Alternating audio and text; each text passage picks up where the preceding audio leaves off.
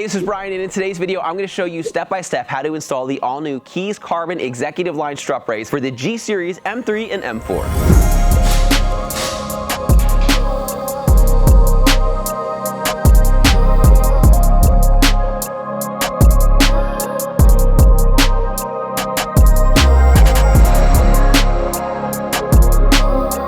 We designed every element in this kit down to the nut with the exception of the stainless steel bolts, and I don't formulate Loctite. But if you're interested in learning about the 10-month process that it took us to develop this product, stay tuned after the installation and I'm going to walk you through the entire process. First part of the process, you are going to need a 13 and a 15 millimeter socket with a ratchet, and we are going to remove the factory brace.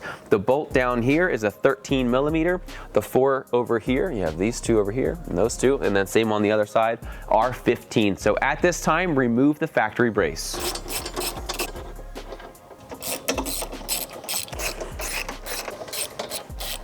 Once you remove the nuts and bolt, just lift this straight up like that, and then remove the straight portion.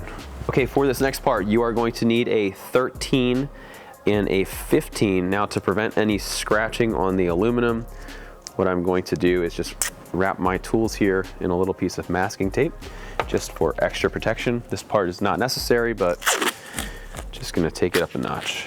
First piece we're going to be installing is the lower V section. What you wanna do is just take the OEM bolt and just gently thread it in by hand. Okay, we're gonna leave it just like that for a moment. Next, we're going to install the strut brace end pieces. You will notice that these do go on a specific way. There is a threaded section and a non-threaded section. The threaded section goes in the back. So what we're gonna do, we're going to install this one over here, like so. Should stay in place. So over here. Okay, this one's gonna go back here. Just gonna put a nut on so they don't fall off.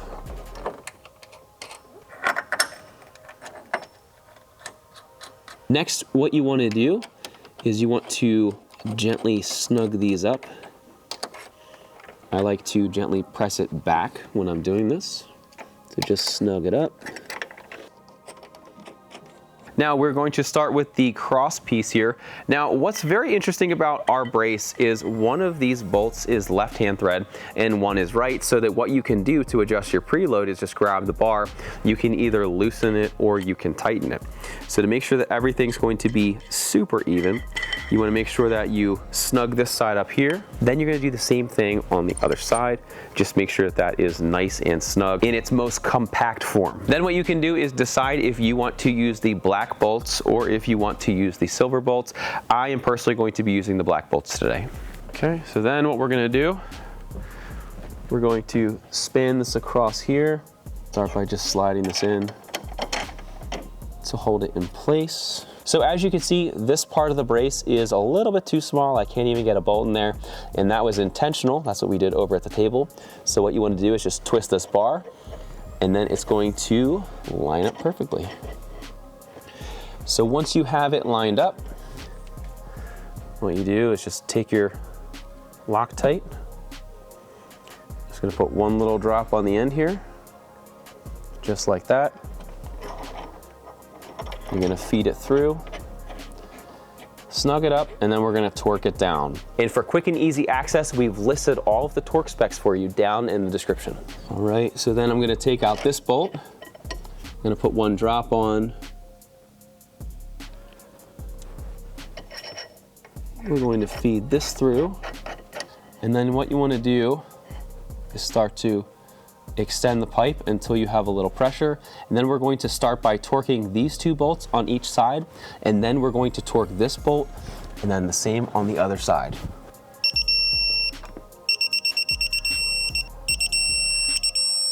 Then you can grab an 8 millimeter Allen and do the same with the bolts. Now, when it comes to the preload, what we do is we just snug it up, and then we're gonna go back at the very end and we're going to tighten these nuts up just to make sure everything stays in place. What I recommend is just going and just making it so that it is snug. You don't have to go crazy on it. When you think about the stock brace, it just kind of plops in place, and then it heavily relies on how tight you have that nut. With ours, what the goal is to push it up against the bolt so that you're already starting as rigid as possible. And then when you tighten the nut down, it just gives you that added security. So same thing on these. We're gonna just make sure that we have it as small as it can be. Let's do the exact same thing. All right, so we're gonna slide this in here. And this one is going to be just our placeholder for now. And with this one, depending on what kind of intake you have on the car, you may need to remove these and pull it up against, kind of why we left it loose. This intake is a little bit in the way when it comes to actually torquing it down. So that's just something to keep in mind as we're doing this here. Okay, so line this up, push everything in place, and then you can adjust the alignment. Okay, so that's good. And I'm definitely going to hit the intake, which I do not want to do. So I'm just going to remove these. All right, so then I'm going to apply 1 drop of Loctite on here. Gonna give myself a little more space to get this thing threaded. Okay, and then before we actually tighten everything down, I want to make sure we do the other side as well to make sure that our V is nice and straight. All right, same thing. All right, on this one, I have barely enough space to get this in. Thread that into place. Then we can set up our Loctite on these two.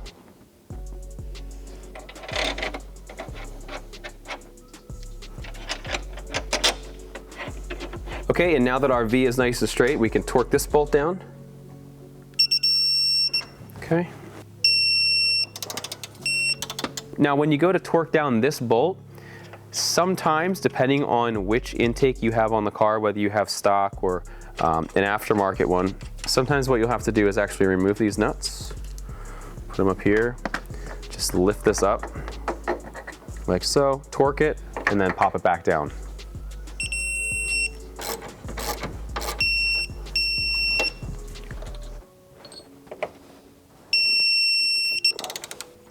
Now, if you have to do this, just try to get this as straight as possible.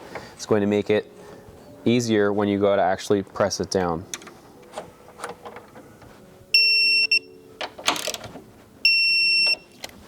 All right, then for the final part of the process, what you want to do, hand twist these nuts where you want them, and then you can carefully use the provided wrenches to just snug it up. You don't want to go crazy, just snug it up.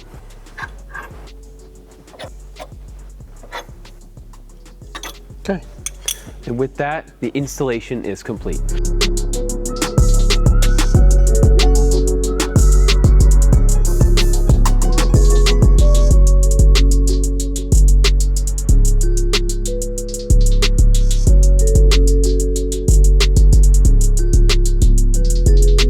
So as you just saw, this dramatically increases the underhood appearance of the G8X, whether you have an M3 or M4. Now what I want to do is I just want to walk you through some of the development process that we went through, some of the different iterations, and basically how and why we ended up with what we did. Now, when I first bought my G80 M3, the first thing I did was pop the hood, and I saw how ugly it looked under the hood, especially when you compare it to my Ferrari red F80 M3 with that beautiful looking piece of carbon fiber under the hood.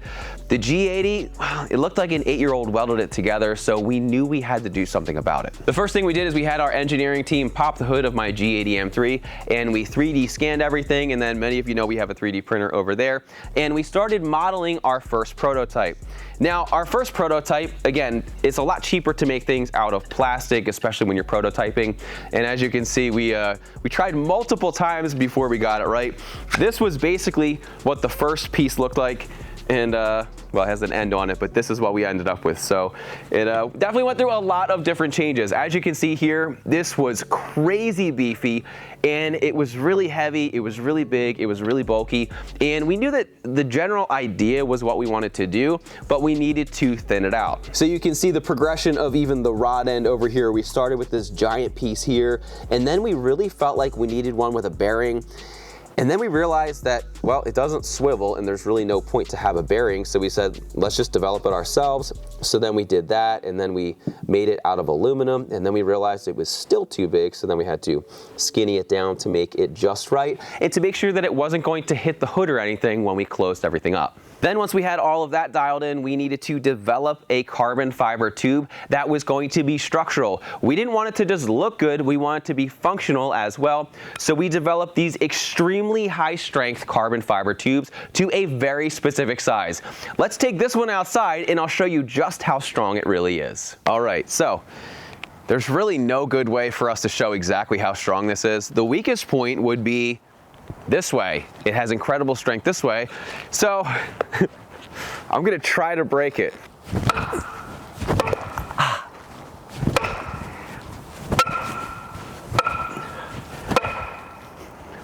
There's not even any damage as we literally hit the tree as hard as my hands could take, even with some gloves on. And the cool thing is that even though it's incredibly strong this way, when you have the force sideways, which is the way that we intended it to be, it's even stronger. Over here, you can see the progression of the end pieces. We started very squared off and it kind of looks like a whistle. And then as we went down, we refined it until we had the finished piece with the V part of the brace, we'll call it. Over here, when we originally designed it, it was very big and it was very chunky. Then we decided to kind of arc it out a little bit so you can see we went from here, then we made it in plastic, and then we went here, and then we thought, you know what, let's try to skinny it out a little bit, reduce some weight. So then we went to here. This is what it looks like straight out of the CNC machine. This is what it looks like after sandblasting, and then this is what it looks like after it is anodized black. Speaking of anodized aluminum, whether it's fuel fittings or our Kies brace, you always want to use another piece of anodized aluminum to make your adjustments. If you use a regular steel tool, what's going to happen is you are going to mar the aluminum, and then it's not gonna look as good as it did when you got it brand new. Now, to help you with that, we just designed a simple little set of wrenches. Now, the first set that we designed, we tried to make them as thin as possible, but we realized that, you know what, we messed up. We made it too thin, and what happened was when I was doing adjustments over the 10-month period, these were actually bending out. So as you can see, when I compare them to the final version, we really beefed those up to make sure that everything was as good as it could be. Now, when we set out to develop this, one of the main reasons that we did it is because, quite frankly, we didn't really like much of what was on the market. The BMW OEM one looked pretty terrible, and then I didn't really like 100% of the other ones that were on the market. And the big thing that I didn't like is none of them seemed to really have any point of adjustability. With ours, we made it so one of our rod ends was actually a reverse thread. So when you have this installed, all you do, as you saw in the installation video, is you twist it one way or you twist it the other. And what it's going to do is it's going to expand it or it's going to contract it so that you can dial in your preload to get the best performance possible. The other benefit is if you buy an accident car and maybe it's not 100% perfect, this is going to give you the wiggle room that you need to make sure it's going to fit great. Then to finish up the kit, we include the Loctite, and we include 2 different types of stainless steel bolts. These were very cost prohibitive to actually develop ourselves, so we just went with something that was already on the market and proven and true. We do have the chrome look, we'll say, and then also the black. Now, we include both because, quite frankly, when you have steel that's coated in black and you have aluminum that's coated in black, it's never really gonna match perfect. We did experiment with things like powder coating and whatnot, but what happens is a lot of times when you use something like a powder coat, it builds up in the middle, then your tool doesn't fit, and then it shows wear. And we felt that this was really the absolute best option that we could come up with. And if the black to black was gonna bug you, we gave you silver. So anyway, once again, my name is Brian, that's Zach behind the camera. Thanks for watching Kies Motorsports. If you are interested in one for your G8X, M3 or M4, be sure to see the links down in the description. Thanks for watching, and we'll see you in the next video.